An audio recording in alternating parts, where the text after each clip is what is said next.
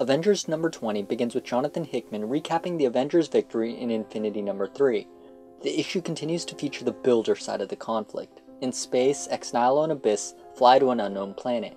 There, they meet all of the other Gardeners. As the meeting commences, the other Gardeners are in awe of Abyss. Their own counterparts died off eons ago. Abyss realizes that these Gardeners are no longer seeding worlds. Therefore, Abysses weren't needed to judge them. Ex-Nihilo sees this as a grave injustice and declares that the Gardeners will no longer be servants of the Builders. The scene then shifts back to the Galactic Council. After their first victory, they need to decide how to best proceed. Gladiator sends a communication orb to the Builders and requests a parley. The Builders agree and will meet with one representative of the Galactic Council. Gladiator thinks that any peace agreement made won't matter, as he believes the Builders will only stop once they have completely eradicated them. When Captain Marvel asks Captain America his opinion, he tells her to look at the strategic board. The Alliance is vastly outmanned and outgunned. He believes their only choice is to surrender. So Cap is ready to surrender, which I find incredibly disappointing, because I read Remender's Captain America run, and Steve's central theme is you always gotta stand up, no matter the odds. I also am unsure why he thinks they should surrender at this point. Gladiator points out that the Builders are gonna annihilate them either way, so you might as well keep fighting. Also, in almost every single Avengers conflict, they're underdogs. And Cap never gives up then. I mean, in Civil War, Tony Stark had most of the heroes of the world, S.H.I.E.L.D., and the United States government on his side. Yet Cap still, fought his resistance, and fought for truth and justice, and, kept fighting regardless of the odds. So, I'm not sure why he's ready to surrender now. Maybe his whole rationale is let the Builders get to Earth and fight them there, and perhaps that'll spare, billions of lives in the galaxy. It's kind of hard to say. One thing I did like, though, was the Builders and their incredible confidence. They had just suffered a major defeat where these people who are so technologically less advanced than them stole their world killers and used them to destroy each other. Yet that doesn't dissuade them. The Builder envoy stays on Hala even though the galactic forces have completely surrounded the planet.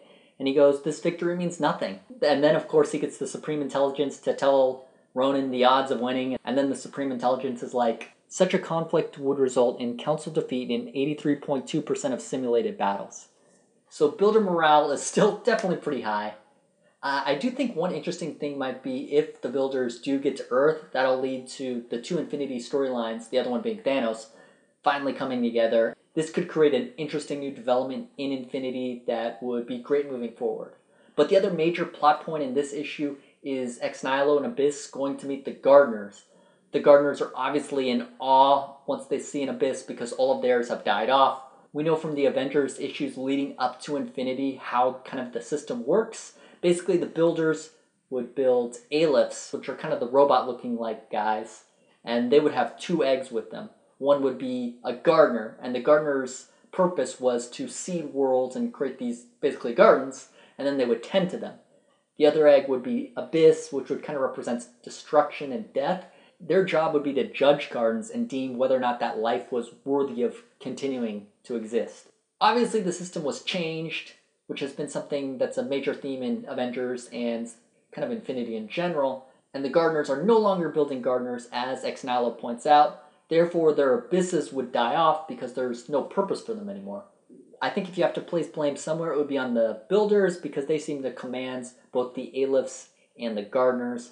Ex-Nihilo kind of elaborates on that, saying, instead of creating life, you're relegated to being, at best, body servants for those that made us, or at worst, killers of worlds.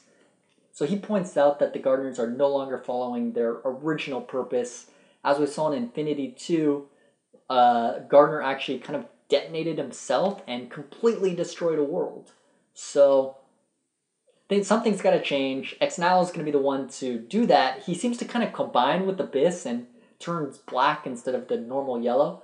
And he says they're not going to do this anymore, so I don't know exactly what that means, but I think it would be really cool if he and the other Gardeners teamed up with the Avengers or the Galactic Council and maybe decided to turn on the Builders. Perhaps that could stop Captain America from trying to surrender because now he'd have powerful allies of his own. It's hard to say at this point. I think it's also worth mentioning the other Infinity tie-ins from this week. B3 Comics isn't going to be doing any reviews on them, but there was a tie-in for Nova. Thanos is on Earth and he gets intel telling him that there's a Nova out there. Obviously, he's pissed at the Nova Corps because Richard Rider trapped him in the Cancerverse, but he's not going to handle this himself, and he sends Proxima Midnight's daughter, Caldera, who's basically a child, just kind of like Sam Alexander. So the next few issues of Nova will deal with those two kids kind of fighting each other.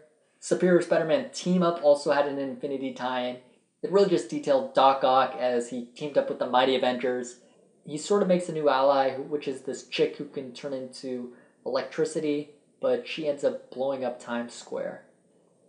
But if I'm going to judge just Avengers 20 and give it a grade, I'm going to give it a 4 out of 5. I really like how the space conflict continues to progress, and I'm also really curious about this Gardner subplot, and I really want to know where it goes.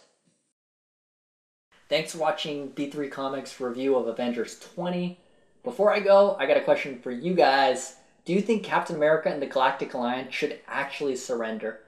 Leave your answer below in the comments. Like us on Facebook and Twitter. And if you like this video, give us a thumbs up. Thanks.